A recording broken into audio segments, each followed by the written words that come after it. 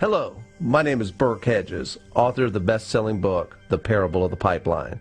I open my book with a story about Pablo and Bruno, who take two very different paths in their quest for financial independence. What you're about to see is the delightful animated story of their adventure. So, sit back, relax, and enjoy the life-changing lessons in The Parable of the Pipeline.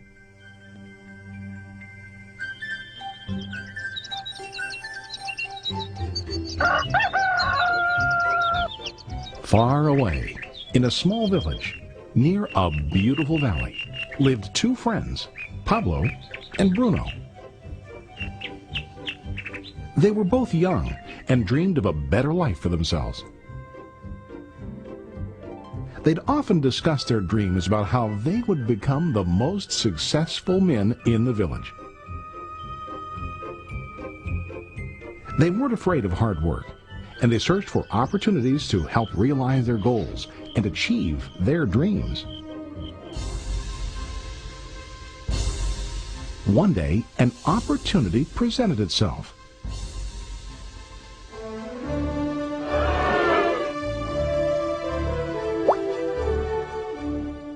The mayor of the village decided to hire two people to bring water from a spring up on the mountain, across the valley, back down to the village.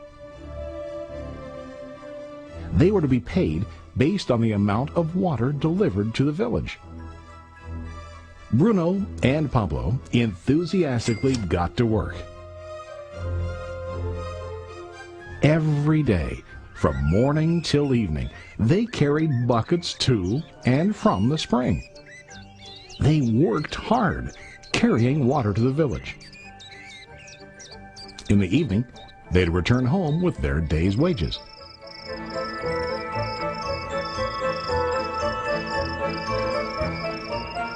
Bruno was satisfied with his work and the money he earned.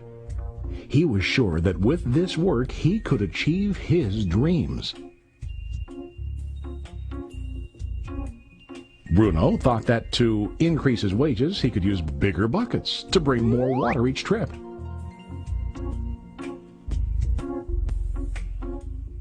He believed with a larger income he would soon be able to buy a cow and the house that he dreamed about.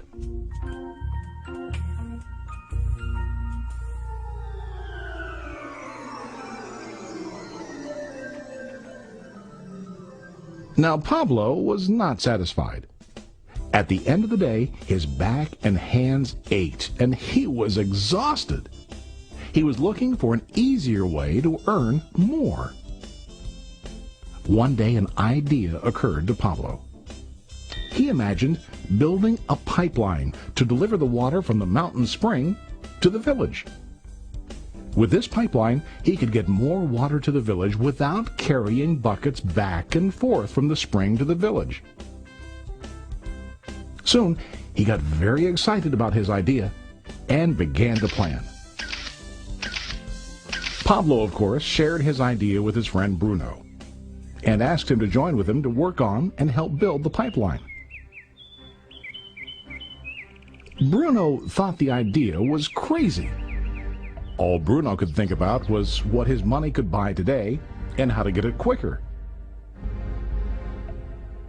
He felt that building a pipeline would slow him down and delay him in achieving his goals. Instead, Bruno got bigger buckets and went more often back and forth, fetching water. He was sure that with this method, he could make more money. Pablo decided to build the pipeline on his own. He understood that it would not be easy to build, and it would take time to complete the pipeline. Pablo knew that it could take several years to finish, but he set his mind on his goal. Every day he worked and carried water like before. But on weekends and during his spare time, he worked hard to dig in the rocky soil and build his pipeline. In the first month, there was little to show for his work.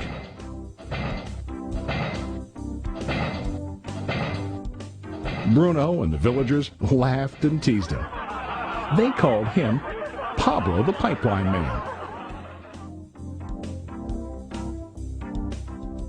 During this time, Bruno's income doubled.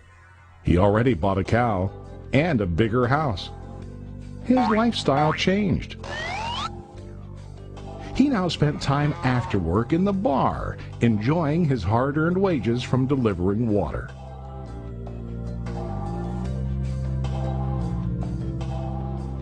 What Bruno didn't realize was that his body was starting to stoop from carrying the heavy buckets every day.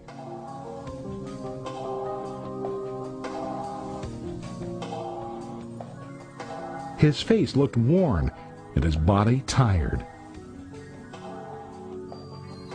Soon, he began to carry less and less water due to the wear and tear on his body.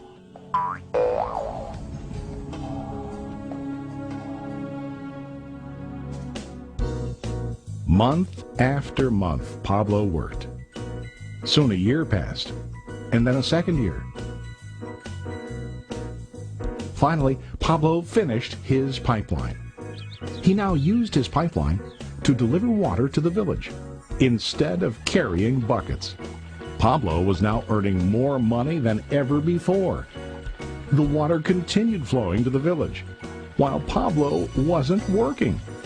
While he slept and ate, the water flowed.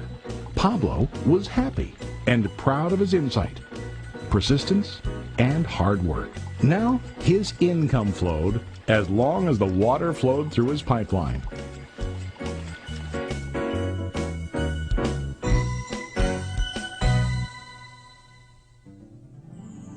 The story of Bruno and Pablo is a reflection of life.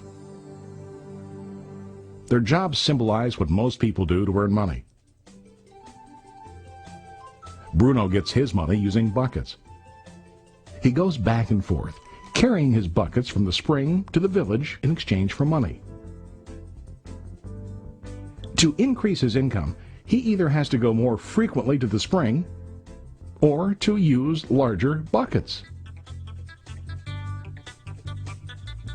It's common in real life to increase our income by working harder.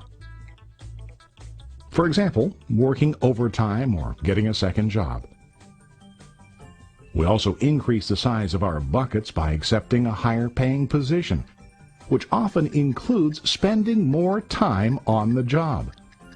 Most of us exchange time for money like Bruno. We know that every person has only 24 hours in the day and that it's not possible to use all our time to work. The most difficult time comes when we can no longer exchange time for money due to age, health, or other reasons. Then, our income stops. Now let's review what Pablo did. Very wisely, Pablo did not exchange all of his time for a limited income, but he used some of his time to build a pipeline. He knew that the pipeline would bring ongoing income as long as the water flowed. An ongoing income that multiplied the time he worked each day. Pablo knew that someday, maybe because of age or health, he would no longer be able to exchange his available time for money.